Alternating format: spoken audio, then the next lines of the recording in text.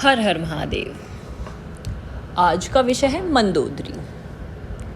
हम सभी मंदोदरी के विषय में इतना तो अवश्य जानते हैं कि मंदोदरी दशानन रावण की पत्नी थी, जो बहुत ही सुंदर थी, पतिव्रता नारी थी। पर मंदोदरी रावण की पत्नी बनी कैसे?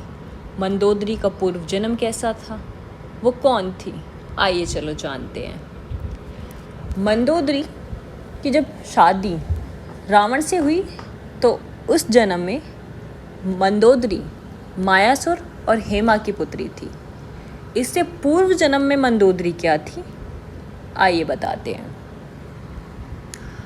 मंदोदरी पूर्व जन्म में मधुरा नाम की अप्सरा थी, जो स्वर्ग में रहती थी और जो भगवान शिव की उपासना करती थी, और वो उस उपासना के दौरान उनसे प्रेम कर बैठी। और एक दिन जाके वह शिव के सामने अपने उस प्रेम का इजहार करती है।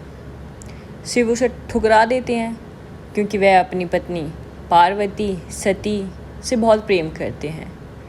और फिर वह जोड़ देती हैं कि आपने कम से कम मेरे प्रेम को ना स्वीकार हो, कम से कम मेरी भक्ति को स्वीकार लीजिए।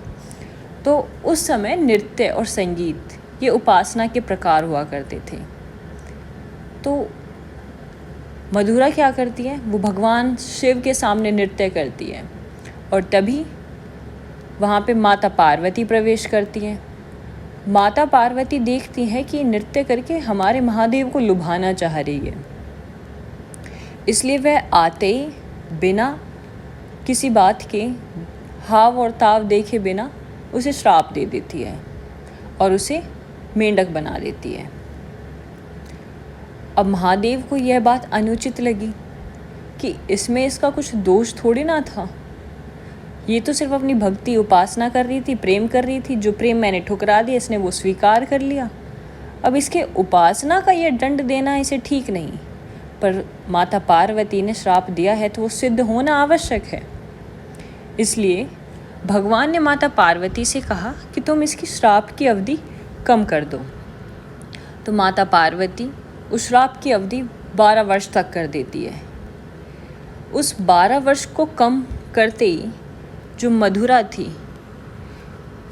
तो उनसे भोलेनाथ ने कहा कि तुम भले ही मुझसे विवाह ना कर सको, पर तुम इस श्राप के अंत के बाद मेरे सबसे बड़े भक्त, पृथ्वी पर इस ब्रह्मांड पर जो भी सबसे बड़ा मेरा भक्त होगा, तुम उससे विवाह करोगी मधुरा।